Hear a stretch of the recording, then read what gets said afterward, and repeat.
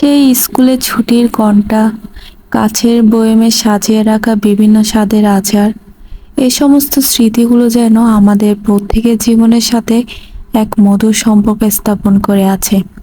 সে ফেলে আসা মিষ্টি দিনগুলোর মাহাত্ম্য তখন মা না বোধগম্য হলো, আজ যেন নিজের অজান্তে চোখ থেকে জল বেরিয়ে আসার কারণ হয়ে দাঁড়ায় আমাদের প্রত্যেকের জীবনে।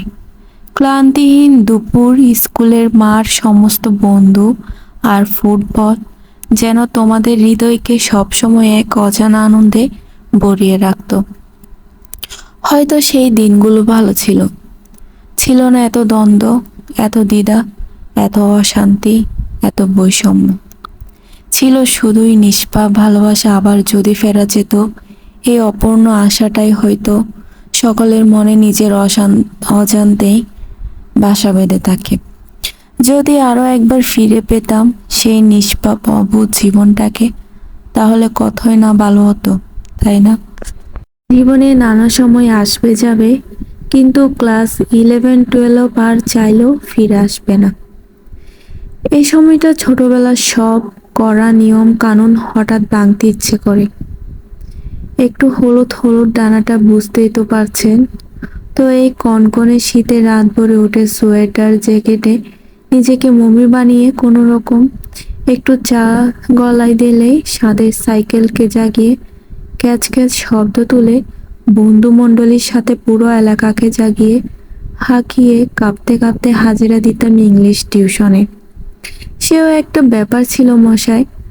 আকাশে তখন আমাদের শীতের সকালে সাক্ষী থাকতো ছোট্ট বাঁকা চাঁদ, একটা গোলাটে সাদা আকাশ আর ধোঁয়াশা মিশ্রিত স্ট্রিট লাইটগুলো। কিছু জিনিস এইরকম সাময়িক আর মূল্যবান, তাই না? হয়তো সেজন্যই আজকের ব্যস্ত জীবনে সেই মিষ্টি কনকনে শীত আর ফিরে আসেনি। দিন দিন সব হারিয়ে যাচ্ছে জীবন থেকে। কত মানুষ, কত জিনিস, কত সময়, সবাই হারিয়ে যাচ্ছে। মাঝে মাঝে সেই ছোটবেলাটাকে খুব মনে পড়ে সেই স্কুল জীবনের বন্ধুগুলোকে। আজ তারাও হয়েছে ব্যস্ত নিজেদের জীবনে। সেই মাঠটাকেও মনে পড়ে যেখানে আমার ছোটবেলাটা কেটেছে। আজ সেই মাঠে ছোট ছেলেদেরকে খেলতে দেখে মনে হয় ফিরে যাই সে ছোটবেলায়। তখন যে পুকুরটাতে গোসল করতাম বাবার সাথে, আজ সেখানে বড় বিল্ডিং হয়েছে।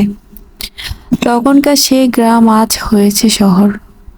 আজ এই ব্যস্ততার জীবনে মনে হয় যদি সেই সময় বা জিনিস কিংবা মানুষগুলোকে ধরে রাখতে পারতাম, তাহলে হয়তো এই হারিয়ে যাওয়ার খেলাটাই বন্ধ হতো।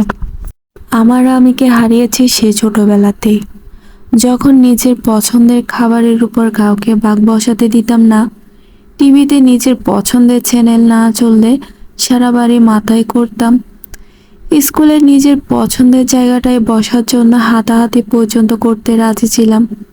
প্রার্থনার লাইনে সবার আগে দাঁড়াবো বলে ঘন্টা পড়ার আগে থেকে গিয়ে দাঁড়িয়ে থাকতাম। নিজের পছন্দগুলোকে যথেষ্ট গুরুত্ব দিতাম তখন। কিন্তু বর্তমানে কজনই বা পারে নিজের পছন্দকে গুরুত্ব দিতে। অনেকেই নিজের স্বপ্নকে হাওয়ায় ভাসিয়ে বাবা মার স্বপ্ন পূরণ করতে হয়। নিজের ভালো মন্দের ঊর্ধ্বে গিয়ে প্রিয় মানুষটিকে ভালো রাখতে হয়। তবুও দিনের শেষে নিজের মনোবল বাড়াতে হয়তো বলে উঠি আমি আমার মতো। স্ত্রী হচ্ছে খুবই আপন মানুষ। তাকে গালি দিবেন না, তাকে খারাপ বলবেন না, কখনো বলতে যাবেন না তুমি দেখতে কালো, তুমি দেখতে মোটা, শারীরিক গঠন নিয়ে খোঁটা দিবেন না। কখনো রান্নার ভুল ধরবেন না। একটু লবণ কম হলেই বলবেন যা তোর রান্না খারাপ, কোনোদিন ভালো খাবার পেলাম না। এটা রাসূল সাল্লাল্লাহু আলাইহি সাল্লামের সুন্নত।